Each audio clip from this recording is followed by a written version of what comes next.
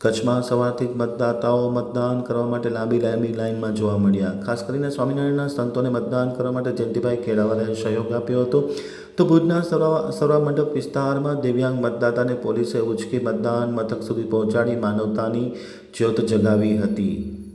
સમગ્ર કચ્છમાં વહેલી સવારથી મતદાન માટે લાંબી લાઈનો જોવા મળી હતી. ખાસ કરીને ઉનાળાની કાળઝાળ ગરમીને સરેરાશ 44 ડિગ્રી તાપમાનમાં લોકો હેરાન પરેશાન ન થાય એટલે મતદાતાઓએ સવારમાં જ મતદાન કરવાનો આઈડિયો કર્યો છે. અને આજે સવારથી કચ્છના મોટા કેટલાક ભાગ મતદાનો ઉપર લાંબી લાઈનો જોવા મળી હતી. ખાસ કરીને ભુજના સરવા મંડપ વિસ્તારમાં પોલીસની માનવતા જોવા મળી હતી.